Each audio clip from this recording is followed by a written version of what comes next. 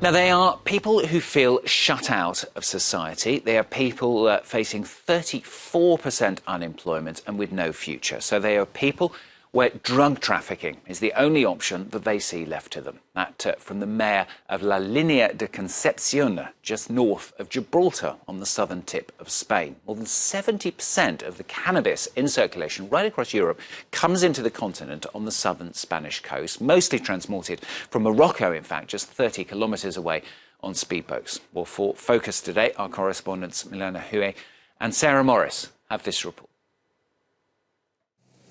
It's becoming routine. Every morning, Spanish customs officers take to the sea looking for traffickers. In the Gibraltar Strait, 100 customs officers patrol the coast 7 days a week. They're after speedboats carrying drugs. They're 12 meters long and extremely powerful. Here in the Strait, it's a permanent race because the response time is minimal. The African coast is just nearby and their boats are so fast that we have to stay on permanent alert in order to catch them. Every year, the pressure on this gateway to Europe for cannabis grows. Last year, 113 tons were seized, 3 times more than in 2016.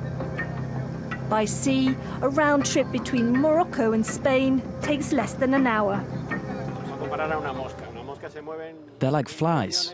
They move around everywhere. They're unpredictable. The coast is really difficult to navigate, and there is a lot of traffic in the ports. That's why we've put a camera system in, sea patrols, and also helicopters. This year, the customs officers have got their own fast speedboats to stop the drug pushers reaching the bay. Boat and helicopter chases are common, because the traffickers even try to reach La Linea's beach in broad daylight. For the tourists, it's like a Hollywood action film.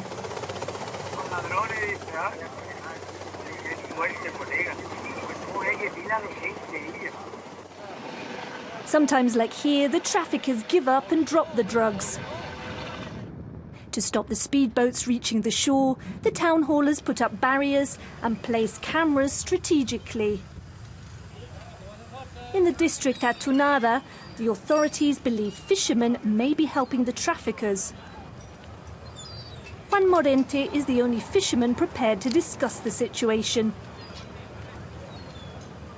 Is there drug trafficking in the port? Of course, sometimes there is, but not here. With a beach that's 11 kilometers long, sometimes there is trafficking. I'm not going to lie to you, or at least there was in the past. An analysis that doesn't stand up to what we see on the ground. 4 hours after this interview, we witnessed the questioning of about 10 people suspected of involvement in trafficking. Police vans, the neighbourhood on lockdown. A common scene, says this resident. The speedboats drop the drugs off and loads of kids come running through the streets to pick up the packets. They then disappear off in the back streets. How did La Linea end up becoming the hashish hub of Spain? José Juan Franco is the town's mayor. He says the reason is purely economic. The problem here is that a lot of the people are close to being shut out of society. There's 34% unemployment. Drug trafficking is the only option they see left to them. The trafficking has brought with it a culture of criminality, easy access to various drugs and a problem of addiction to harder substances. Agustín is a minister at the Rehabilitation Centre.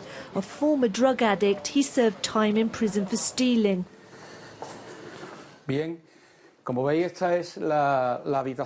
This is the room where young people who have been clean of drugs for 5 to 6 days live. That's the phase which is the hardest to get through. People go through a radical change. They come from a world which is totally desperate, where they are totally addicted to drugs. We've even had traffickers here. Because to pay for their drugs, helping traffickers is the fastest option. This centre helps get addicts clean and back into society, with space for 30 men for 6 months. The association isn't financed by the region, but by an evangelical church. The residents of the centre pray every day at the local church. They have seats reserved for them. Volunteer Boba helps the young people to cope. A former trafficker, he spent 20 years in jail. He was just 12 when he started helping drug traffickers. By the time he was caught, he was earning €250,000 for a single trafficking operation. I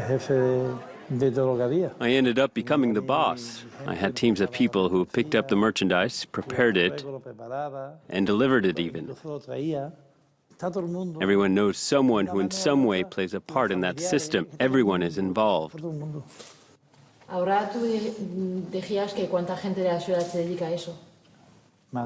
More than half. Yes, more. Boba may be a role model for those looking to give up drugs, but the town isn't quite ready to leave old demons behind. Trafficking remains La Linea's most lucrative business.